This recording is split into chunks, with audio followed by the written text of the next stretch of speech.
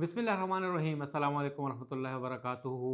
Federal Government Employees Housing Authority FGHA एक सफ़ेद हाथी बन चुका है। अफसरान की और आला अफसरान की मिली भगत और नाअहली की वजह से ये सफ़ेद हाथी बन चुका है और इस वक्त हज़ारों की तादाद में जो अलॉटीज़ हैं, सरकारी मुलाजिमीन और बेवा और दीगर जो लोग हैं वो प्लाटों के इंतज़ार में हैं। मगर स्कैंडल्स पर स्कैंडल्स आ रहे हैं मगर आला अफसरान टस से मस नहीं हो रहे। इस वक्त एक कंट्रोवर्सी ये चल रही है कि जो डायरेक्टर जनरल हैं federal Government Employees Housing authority के कैप्टन ज़फ़र साहब वो FIA में पेश हुए हैं या नहीं हैं, और कुछ ज़राए का कहना है कि पेश हो गए हैं और कुछ का ये कहना है कि अभी तक नहीं हुए, ताहम अभी तक कंफर्मेशन नहीं हो रही। इस बात की ये तस्दीक हुई है कि DG FGHA जो हैं कैप्टन ज़फ़र साहब वो इंक्वायरी कमेटी और इंक्वायरी के ऊपर असरअंदाज होने के लिए अपने एक बहुत ही ख़ास अफसर जो डायरेक्टर हैं वो जो FIA के आला अफसरान हैं उनके साथ अपने मरासिम इस्तेमाल कर रहे हैं ताकि इंक्वायरी बंद हो सके, इंक्वायरी ख़त्म हो सके, या एटलीस्ट कैप्टन ज़फ़र साहब उससे फ़ारिग हो सकें, मुबर्रा हो सकें। मगर अभी तक ये हुआ नहीं है क्योंकि FIA के जो इस वक्त इंतहाई ईमानदार ऑफ़िसर हैं, डायरेक्टर हैं और दीगर अफसरान हैं, DIG इस्लामाबाद भी रहे हैं, वो इस वक्त पुरज़्म हैं कि इस किस्म के स्कैंडल्स को मंतकी अंजाम तक पहुँचाया जा सके। जो जिस स्कैंडल में उन्हें बुलाया गया था कैप्टन ज़फ़र साहब को 518 मिलियन रुपए का था, और जैसे पहले भी मैंने अपने एक व्लॉग में बताया था कि उसके ऊपर FIA ने उन्हें तलब किया था 8 सितंबर को, वो पेश नहीं हुए थे। उससे पहले भी बुलाया था, वो पेश नहीं हुए थे, और DG FIA से फिर मुलाकात हुई थी और वो उन्हें कुछ टाइम मिल गया था, साई ऑफ रिलीफ मिल गया था। मगर अब दोबारा उनके ऊपर ये चीज़ जो तलवार है वो लटक रही है कि इंक्वायरी तो करनी है, इंक्वायरी की कमेटी के सामने पेश होना ही है और FIA के सामने पेश होना है।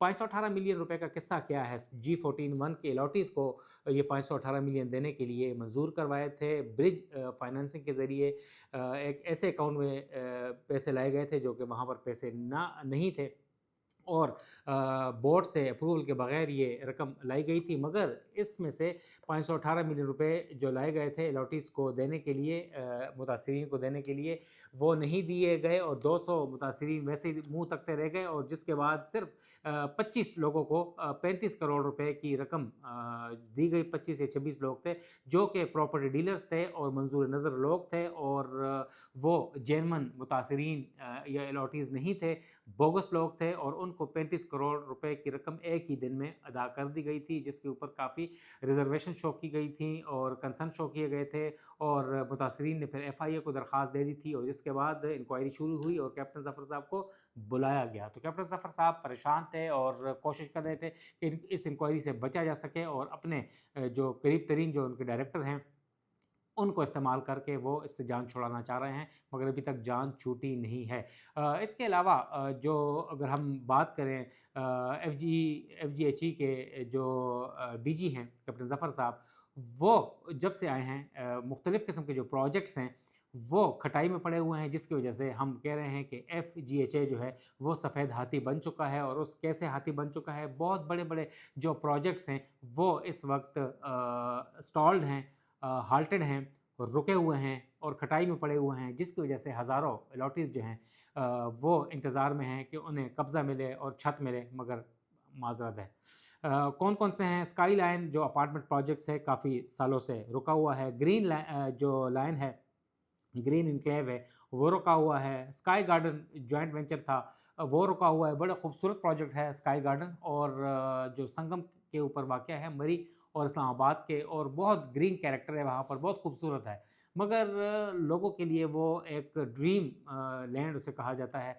वहाँ सरकारी मुलाजिमीन को प्लॉट दिए गए, मगर अभी तक वो डेवलपमेंट ना हो सकी, जिसकी बड़ी वजह यही है कि जो परफॉर्मेंस है, जो पुअर परफॉर्मेंस है, जो लीडरशिप है FGHA की, और DG हैं, डायरेक्टर्स हैं, वो वाला मामला है। और देखा आपने करप्शन पे करप्शन है। डिप्टी कमिश्नर जो है वो अवार्ड करके जो G14 का वो सस्पेंड कर दिए गए थे, 25 अप्रैल को किया गया था, اور اس میں کافی irregularities تھیں، اور مگر ڈائریکٹر لینڈ کو نہیں ہٹایا گیا، ڈائریکٹر اسٹیٹ کو نہیں ہٹایا گیا، دیگر لوگوں کو نہیں ہٹایا گیا۔ اس قسم کے جو irregularities ہم جب دیکھتے ہیں تو دل خون جو کھولتا ہے کہ کیوں زیادتیاں ہو رہی ہیں، کیوں بے ایمانی ہو رہی ہے، لوگوں کے ساتھ ناانصافی کیوں ہوتی ہے۔ اچھا، ایک دوسرا پروجیکٹ جس سے ایک ذکر کرنا بھول گیا ہے، G13 کے ڈبل روڈ کے اوپر واقع ہے، لائف سٹائل ریزیڈینشیا اپارٹمنٹس ہیں، اور یہ لگژری اپارٹمنٹس ہیں، اور آج سے 8-10 سال پہلے یہ پروجیکٹ شروع ہوا تھا ایفرو اپارٹمنٹس کے نام سے، یہ بھی جے بی تھا، مگر یہ بھی بند پڑا ہوا ہے۔ اس حوالے سے آئندہ آنے والے ولاگ میں ہم مختلف قسم کے جو ڈسکلوجرز کریں گے، انکشافات کریں گے کہ کیا کیا ہوا، کس کس نے اس میں ہاتھ دھوئے، اس کے حوالے سے تفصیلات سے آگاہ کروں گا آپ کو کہ اربوں روپے کا یہ جو اسکیم ہے، اسکینڈل ہے، کون کون اس میں انوالو ہے اور کس کی نااہلی کی وجہ سے ہوا ہے، وہ بھی اسی دور میں ہوا ہے۔ دوسرا سب سے آخر میں یہ بتاؤں کہ ڈائریکٹر جنرل جو فیڈرل گورنمنٹ ہاؤسنگ اتھارٹی کے ہیں کیپٹن ظفر صاحب، وہ اب اڑان بھرنے کے لیے تیار ہیں، اپنا نیا مسکن انہوں نے ڈھونڈ لیا ہے۔ وہ بطور سی ای او دانش یونیورسٹی جو اتھارٹی بنے گی یا بن گئی ہے اس میں جائیں گے۔ ابھی تک نوٹیفیکیشن نہیں ہوا، مگر بطور جو ڈی فیکٹو سی ای او یا سائلنٹ سی ای او ہم یہ کہہ سکتے ہیں کہ انہیں بنا دیا گیا ہے، نوٹیفائی نہیں کیا گیا۔ انہوں نے اس وقت ان ایکٹیو سی ای او کے بحیثیت انہوں نے چائنا اور ٹرکی کے دورے کیے ہیں، اس اتھارٹی کے لیے کافی کام کیا ہے، اس وقت بھی وہ ان ہیں۔ جو دانش یونیورسٹی جو ہے وہ بن رہی ہے 190 ملین پاؤنڈ القادر ٹرسٹ کیس عمران خان کے خلاف جو ہے، اس میں جو فنڈ ملے تھے وہ ادھر ٹرانسفر کر دیے ہیں۔ اچھی بات ہے، وزیر اعظم نے کر دیے ہیں، اس سے کافی تعلیم کے شعبے میں فروغ آئے گا، مگر اس کے سی او کو جو لگا رہے ہیں وہ کیپٹن ظفر صاحب ہیں۔ دیکھ لیں اب ایف جی ایچ اے میں جو ان کی جو کارکردگی تھی، اب سی او کے طور پہ جب وہ وہاں جائیں گے تو پتہ نہیں کیا کرتے ہیں، مگر اللہ کرے اللہ انہیں کامیاب کرے۔ مگر انہوں نے اپنا مسکن ڈھونڈ لیا ہے، مگر اس وقت ان کے اوپر کافی تنقید ہو رہی ہے بطور ڈی جی۔ جو ایف جی ایچ اے کی جو یونین ہے وہ بھی ان کے خلاف احتجاج کر چکی ہے، تنقید کر رہی ہے، میڈیا میں بھی ہو رہی ہے، مگر ابھی تک کوئی سنوائی نہیں ہوئی۔ وہ بدستور قائم ہیں، ایک مرتبہ انہیں ہٹانے کی 2 مرتبہ کوشش کی گئی ہے، مگر وہ پھر اپنے آپ کو بچانے کی کوشش میں کامیاب ہو جاتے ہیں اور بدستور قائم ہیں۔ مگر آنے والے دنوں میں وہ بطور سی ای او ذرائع کے مطابق وہ دانش یونیورسٹی میں چلے جائیں گے، اتھارٹی کے جو سی ای او ہوں گے، اور اس کا نوٹیفیکیشن ہونا باقی ہے، آئندہ کچھ روز میں نوٹیفیکیشن ہو جائے گا، مگر کچھ ماہ سے وہ بطور سی ای او ہی کام کر رہے ہیں۔ نوید صدیقی کو اجازت دیں، والسلام۔